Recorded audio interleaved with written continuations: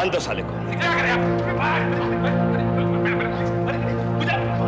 Please madam, please देखिए madam, आप इनको बताइए ना, देखिए मैडम बेकसूर, प्लीज देखिए, मैं अच्छा खासा कर पर सुना था मैं। बुलवाओ इसकी जबान और पता करो कि मेरी कार में बॉम्ब है, ये इसे कैसे मालूम हुआ? मैडम ये बात तो मैं आप ऐसे भी बता सकता हूँ, उसके लिए मुझे बाहर नहीं। अच्छा जाए तब जुबान। कौन है बोल? आप देखिए, मेरा नाम मकरंद है, मकरंद पांडे, मैं ऑटो रिक्शा चलाता हूँ। चाहिए यही सब चाहिए साहब, यही सब चाहिए साहब। कौन है ये? किस गैंग के लिए काम करता है बोल? किसी गैंग के लिए काम नहीं करता मैडम, प्लीज आप इनको बताइए ना मैडम, मैं तो बेकसूर हूँ मैम, प्लीज। मारना पड़ेगा इसे शायद।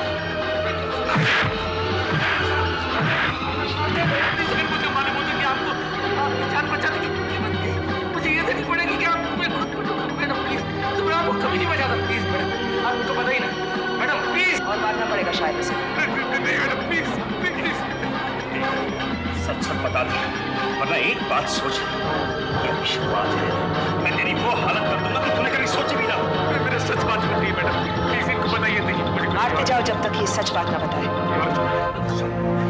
बात बता, कंचन की कार में बॉम्ब रखे होने की खबर तुझे कैसे मिली? मैं बताता हूँ। दो आदमी मेरी गाड़ी में आकर के बैठे थे, मेरे ऑटो रिक्शा में मैडम, और वो लोग आपस में बात कर रहे थे, मैं उनकी बात सुनी, बस साहब इसके आगे मुझे कुछ नहीं मालूम। कौन थे? जी मुझे नहीं मालूम था, मुझे नहीं मालूम मैडम, मुझे नहीं मालूम। देखिए मैंने उनको कार में बॉम्ब रखते हुए देखा था, इत्तेफाकन वो सब मेरे ही ऑटो रिक्शा में आके बैठ गए। वो कह रहे थे कि कोई कंचन नाम की महिला इसी होटल साइड इन में बैठी हुई है और उनकी कार में बॉम्ब रखा गया है। मैं तो सब उनको अगले नाके पे उतार के आया साहब, और मैंने तो आकर के मैडम को बताया साहब, प्लीज मुझे छोड़ दीजिए। देखिए इसमें मैंने कुछ नहीं किया साहब। झूठ बोलते हैं। नहीं साहब, झूठ बोलता है। नहीं मैडम, प्लीज देखिए, मैंने कुछ नहीं किया, मैंने कुछ नहीं किया मैडम, प्लीज इनको बताइए ना मैडम।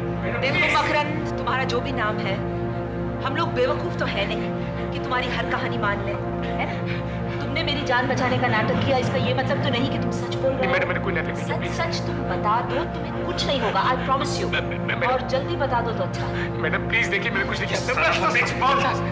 देखिए साहब, मैंने कुछ नहीं किया, मैंने कुछ नहीं किया साहब। अगर मुझे मालूम होता तो मेरे साथ में क्यों पड़ता? पानी सच बोल रहा है। हाँ, लगता तो इनोसेंट सही है, लेकिन फिर भी इस पर नजर रखना बहुत जरूरी है, क्योंकि कुछ पता नहीं है कब कौन कितना खतरनाक निकला है। मेरी अभी पापा के साथ मीटिंग है, मैं जा रही हूँ। मैं बाद में तुमसे फोन पे बात कर लूंगी। ओके। प्लीज मुझे पानी तो दिलवा दीजिए मैडम, प्लीज मैडम।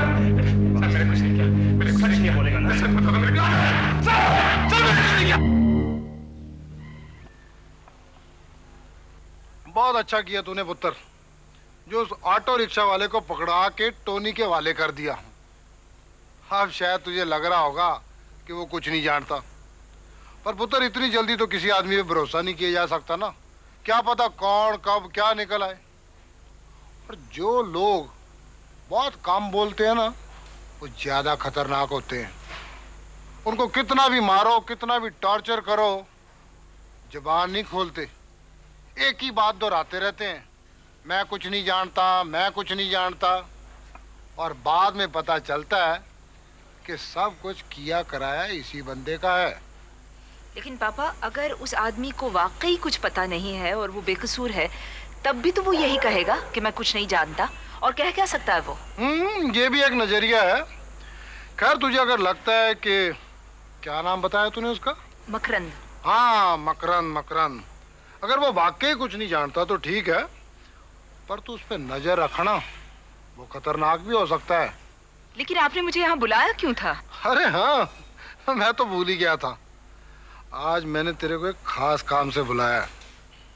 पुत्र, एक आदमी है जिससे मैंने बहुत पुराना हिसाब किताब चुकाना है। नाम है उसका अशोक सहगल। अशोक सहगल? ये नाम कुछ सुना हुआ सा लगता है। जरूर सुना होगा, जानती भी है तू उसको अच्छी तरह से। अच्छा। पर मिली नहीं है। तेरी सहेली तारा सहगल का बाप।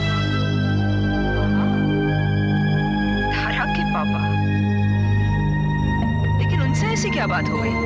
बात तो बहुत कुछ हो गई थी पुत्र, और मैं तेरे को शॉर्ट में बता देता हूँ। करीब 20 साल हो गए इस बात को। हाईवे के पास एक जमीन का टुकड़ा था, उसको मैं खरीदना चाहता था। वो जमीन का टुकड़ा आज बंबई की सबसे महंगी जमीनों में से एक है।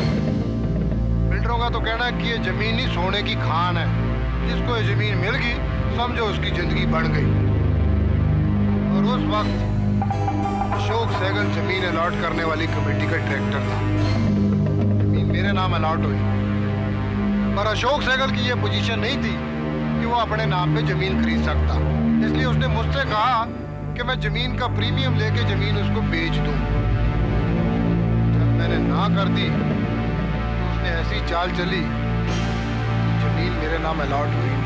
हालांकि मैं 5 लाख रुपया खिलाने को तैयार था उस जमाने में, पर कोई फायदा नहीं हुआ। अशोक सहगल ने वो जमीन किसी और के नाम से खरीद ली, और असल में उस जमीन का मालक अशोक सहगल ही है। लेकिन पापा इस सब को तो बहुत साल हो गए, आप अभी तक क्यों दिल से लगा के बैठे हैं? देख कंचन, ऊपर वाले ने हम सबको एक चीज दी है, यादाश्त। खास तौर पे हमारे जैसे लोगों के साथ जब कोई बुरा करता ना तो हम उसको कभी नहीं भूलते। पुत्र, मैं वो जमीन वापस चाहता हूँ, क्योंकि मैंने अशोक सहगल से कहा था कि मैं वो जमीन उससे हथिया लूंगा और उसको पता तक नहीं चलेगा। पर इसमें मैं क्या कर सकती हूँ पापा? तू ही कर सकती है पुत्र, सिर्फ तू कर सकती है। क्योंकि अशोक सहगल का एक शौक है, एक कमजोरी है। क्या? औरत। मैं? हाँ तू। मैं ऐसा इंतजाम करूंगा कि तू उसके पास काल गल की हैसियत से जाएगी। तारा के पापा है वो? हाँ जानता हूँ मैं तारा के पापा है वो, और एक काम तू करेगी, सिर्फ एक बार, पहली और आखिरी बार करेगी तू। तेरे अलावा ये कोई कर ही नहीं सकता कंचन। लेकिन क्यों? हजारों औरतें हैं, मैं ही क्यों? हाँ मैं अच्छी तरह जानता हूँ कि हजारों औरतें हैं, पर जो बात मेरी कंचन पे है ना, वो हजारों औरतों में नहीं है। और अशोक सहगल की कमजोरी है कि उसको हर रात एक नई औरत चाहिए होती है, और जब वो तुझे देखेगा ना तो एक रात से ज्यादा रोकेगा। पापा प्लीज। देखो कंचन, ये काम तुझे करना पड़ेगा, पर काम के बीच में जज्बात नहीं आने चाहिए। मेरे को जमीन वापस चाहिए और उसे वापस लेके आएगी तू, बस। बहुत अच्छे, सिर्फ टारगेट पे ध्यान रखना, और कभी भी जहन में मत आने देना कि वो तारा सहगल का बाप है। मुझे जमीन चाहिए, किसी भी कीमत पे।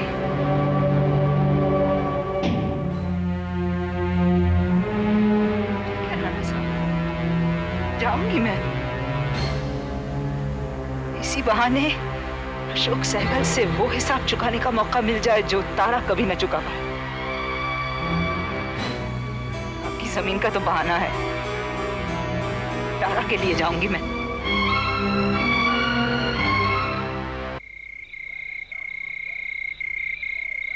अरे भाई, क्या हुआ मेरे उस स्पेशल ऑर्डर का? बहुत ढीले हो गई है तुम्हारी सर्विस। क्या होगा तुम लोगों का जिंदगी में? हाँ, ओह, ऐसी कौन सी स्पेशल बात है जो इतना इंतजार करवा रहे हो? अच्छा, वेरी गुड। कहा कि इंतजार का लुत्फ आए। करते हैं इंतजार फिर।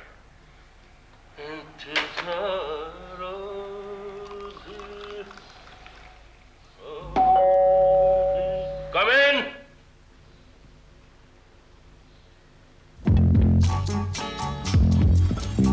Wow, lovely. Mister Ashok Sehgal? बंदे का नाम अशोक सहगल है। कहिए, क्या खिदमत कर सकते हैं हम आपकी? खिदमत करने तो मैं आई हूँ, कीजिए। अरे, आपकी खूबसूरती ने हुक्म करने के लायक ही नहीं छोड़ा। Really, the wait was worth it. कुछ पूछने की गुस्ताखी कर सकती हूँ? अजी, इशारा कर दीजिए, हाजिर हो जाएगी चीज। आपके साथ एक ड्रिंक शेयर कर सकती हूँ? बस।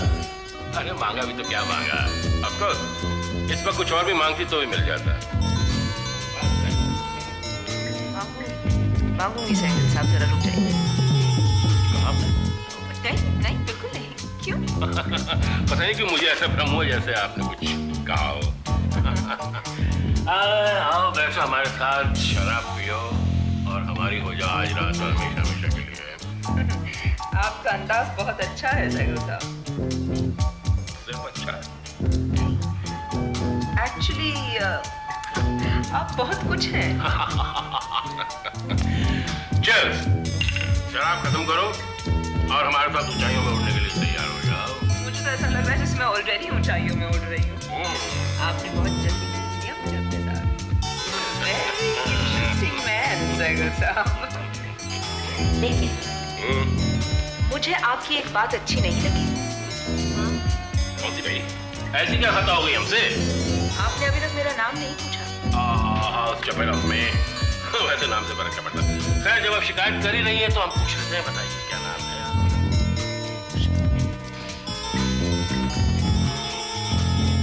तो हम कह रहे हैं कि आप इतनी महक क्यों रही हैं?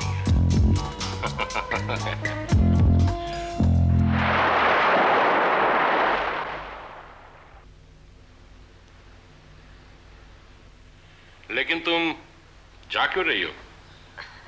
जाना तो पड़ेगा ही ना। वैसे भी 2 दिन से मैं यहाँ। मैं तो सोच रहा था कि हम हमेशा साथ रहेंगे। ओह अशोक, 2 दिन से तुमने मुझे घर भी नहीं जाने दिया। रोज रोज नए कपड़े और गहने लेकर के दोगे। पिछले 2 दिन तो जैसे हमें कोई होश ही नहीं था। We were drunk on one another. आज सुबह जब आंख खुली तब असलियत का एहसास हुआ। आपकी और मेरी जिंदगी बहुत अलग है। मेरी जिंदगी में ये मेरा बिजनेस है।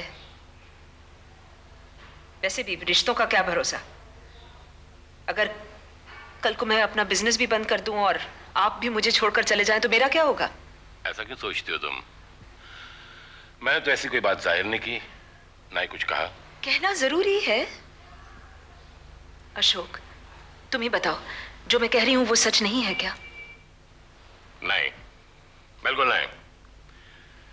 पता नहीं पिछले 2 दिनों से तुमने महसूस किया है नहीं, लेकिन मुझे ऐसे लगने लगा है कि मेरी जिंदगी में अगर कोई लड़की जगह ले सकती है वो सिर्फ तुम हो। You know the moment I saw you I felt you are the right girl for me. देखो खुशबू, मेरे पास सब कुछ है, पैसा, प्रॉपर्टी, स्टेटस। तुम मेरे साथ रहने का वादा करो, ये सब कुछ तुम्हारा हो सकता है। ये कैसे हो सकता है? आफ्टर ऑल आपकी भी तो फैमिली होगी, बीवी, बच्चे। फैमिली, हाँ एक लड़की है तारा, but I have nothing to do with her. She's a bloody bitch. अपनी बेटी के बारे में ऐसा नहीं कहना चाहिए। Oh well, I don't mean it that way. I'm sorry. सुनो, मैं नहीं चाहता कि तुम दोबारा उस जिंदगी में कदम रखो। मैं नहीं बर्दाश्त कर सकता कि तुम्हें भी दूसरा आदमी छू। छूना तो अलग, मैं ये भी नहीं चाहता कि तुम उस हवा में फिर से सांस लो। लेकिन मेरा गुजारा कैसे चलेगा? आफ्टर ऑल कमाना भी तो जरूरी है। क्यों जरूरी है? अरे भाई मेरे साथ रहना भी तो एक काम है, और काम करने की क्या जरूरत है तुम्हें? और जब आप अपने काम में बिजी होंगे तो मैं क्या करूंगी?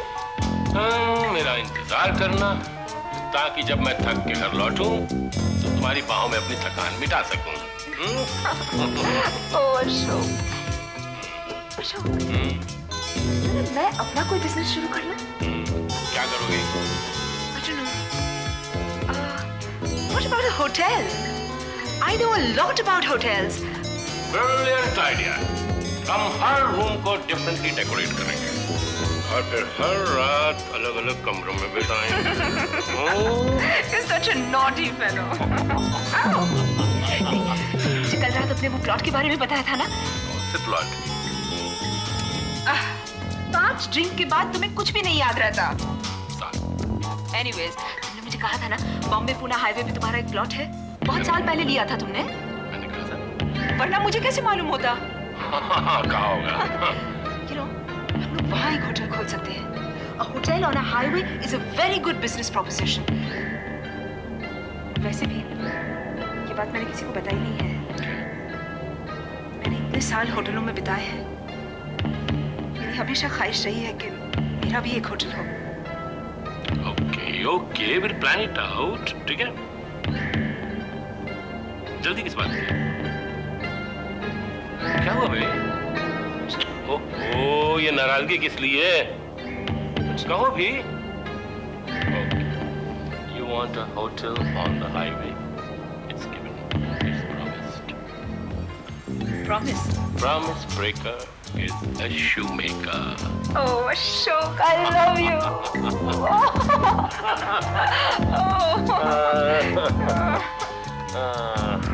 Happy? Very happy. और कुछ? एक्चुअली बात है, you know, आज तक जिंदगी में ऐसी कोई भी चीज नहीं हुई है जिसे मैं अपना कह सकूं। ये प्लॉट मेरे नाम कर दोगे? कर दूंगा। ओह, तुम मेरे नाम क्या करोगी? अपने आप को।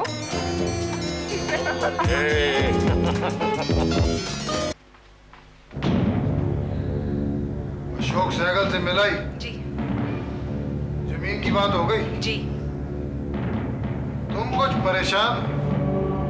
सब कुछ मत बोलिएगा, दोबारा कभी नहीं। I'm ashamed of myself.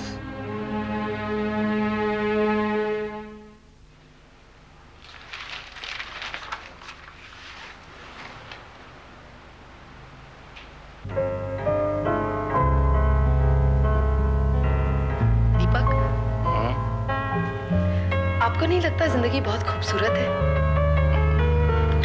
होगी, तुम जो हो मेरे साथ। ओह, हमारी इज्जत अफजाई के लिए बहुत बहुत शुक्रिया। ज़े नसीब। आपको नहीं लगता ये कुछ ज्यादा ही फिल्मी सा हो गया? तो क्या हुआ, फिल्मों में भी कभी कभी अच्छी बातें होती हैं। हाँ, होती तो है। दीपक, कभी कभी मुझे लगता है कि देवयानी। रहने देता हूं। देवयानी का जिक्र मत करो। क्यों? इस तरह मुसीबतों को नजरअंदाज करने से क्या होगा? रास्ते में आई हुई अड़चनों को दूर किए बगैर हम रास्ता कैसे पार करेंगे? और वैसे भी बात किए बगैर तो किसी मुश्किल का हल नहीं किया जा सकता। मुझे तो इसका कोई हल नजर नहीं आता था। तुम्हें मालूम है, उसने तो मुझसे फोन पर बात करने से भी इनकार कर दिया। इसमें उसका कोई कसूर नहीं है। पता है, रोहित मिला था उससे। मिला था वो? हाँ, और शायद उसने देवयानी को इस बात के लिए तैयार कर लिया है कि वो मुझसे मिले। पता है उसने क्या कहा? क्या? वो मुझसे मिलने के लिए तैयार है, बशर्ते मैं आपकी कोई बात ना करूं। ये तो कोई बात नहीं हुई। जो भी है दीपक, कम से कम एक शुरुआत तो होगी। 2-4 बार मिलने के बाद मैं कोशिश करूंगी कि। बिल्कुल ठीक है तारा, एकदम सही है। क्या बुराई है ऐसा करने में? बल्कि मैं भी कुछ और करने की सोच रहा हूँ। क्या? मैं सोच रहा हूँ तारा कि अनीता की माँ से मिला जाए और उससे पूछा जाए कि उसे कोई खबर है अनीता के बारे में। मतलब अगर वो जिंदा है और उसका पता हो तो मैं डाइवोर्स के लिए पेपर्स फाइल कर सकता हूँ, ताकि आगे चलकर अगर हम लीगली शादी करना चाहें तो वो कोई रोड़े ना अटकाए। और इधर तुम देवयानी का दिल जीतने की कोशिश करो। आई एम श्योर तारा, सब कुछ ठीक हो जाएगा। सुनने में तो दीपक अच्छा ही लग रहा है। अरे कोशिश करके देखने में क्या हर्ज है? ज्यादा से ज्यादा यही होगा ना कि हम कामयाब नहीं होंगे, यही ना? फिर भी पता नहीं क्यों मुझे डर लग रहा है। जो कुछ आपने अनीता की माँ के बारे में मुझे बताया, उससे लगता है वो बड़ी खतरनाक सी औरत है। डरती हूँ कहीं आपकी भनक पाके वो आपका कोई नुकसान ना कर दे। खाक बिगाड़ेगी वो मेरा। तारा, अगर हम दोनों मजबूत हैं और साथ हैं तो वो क्या चीज है? बल्कि मैं अभी फोन करता हूँ। नहीं नहीं, अभी नहीं, बाद में। अरे बात की किसने देखी है? कहते हैं ना, शुभ काम में कभी देरी नहीं करनी चाहिए। पर पता नहीं उसका बदला होगा वही हुआ।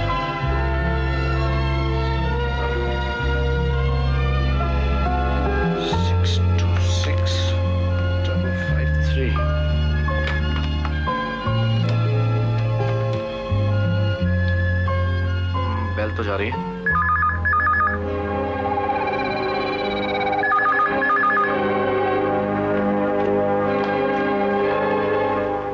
हेलो। Hello Mrs Dolan. हाँ बोलिए मिस्टर दीपक सेठ। ओ, तो अभी तक मेरी आवाज भूली नहीं आप? जी नहीं, अगर कोई मुझे भुलवा दे तो उसे 10 लाख रुपए देने को तैयार हूँ। तंज रहने ही दीजिए। तो आप भी सिर्फ मतलब की ही बात बोलिए। मैं आपसे मिलना चाहता हूँ। किस लिए? वो तो मिलने पर ही बताऊंगा। ठीक है, मैं भी तब तक अंदाजे लगाकर अपना वक्त जाया नहीं करूंगी। कब आ सकता हूँ मैं? आज ही। आज तो अभी बहुत देर हो चुकी है, कल किसी वक्त? बिल्कुल। लेकिन शाम 4 बजे से पहले। ठीक है, मैं 4 बजे ही आऊंगा। बिच। वो पेपर्स मेरे पास नहीं। वो जमीन आप अपने नाम से खरीद नहीं सकते थे, कमेटी में होने की वजह से। तो कहाँ है वो पेपर? जमीन आपने अपनी मानसी के नाम से खरीदी थी। हो सकता है वो पेपर्स उनके पास हो। उस चुड़ैल के पास। तौबा, और मुसीबत खड़ी करेंगी अब। अच्छा, मैंने समझा था कि आपका आपस में बहुत प्यार है। कोई फायदा नहीं। वो क्या है कि सेठ होटल के पेपर मैंने सेठ को लौटा दिए दीपक को। ये भड़की बैठी है क्योंकि दीपक को बर्बाद करने का इसका प्लान फ्लॉप हो गया। तो इसका मतलब ये हुआ कि वो पेपर्स आपको नहीं देगी। देगी नहीं देगी ये देखा जाएगा, लेकिन पेपर्स तो हम हासिल करके रहेंगे, चाहे हमें उंगली टेढ़ी क्यों ना करनी पड़े।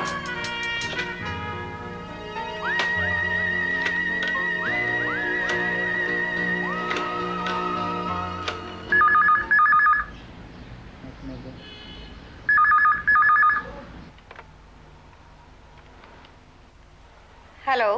हेलो, मैं बोल रहा हूँ। अशोक सहगल, बड़े दिनों बाद आवाज सुनी है आपकी। फरमाइए, कैसे याद किया अचानक? मिलना था तुमसे। जरूर, ये तो बड़ी खुशी की बात है। आ जाइए कल ही शाम 4 बजे। ओके।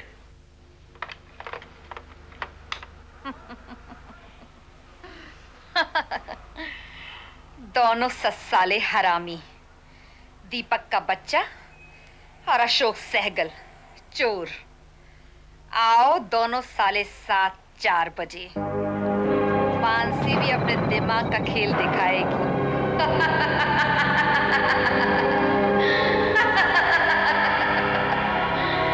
एक तीर 2 शिकार।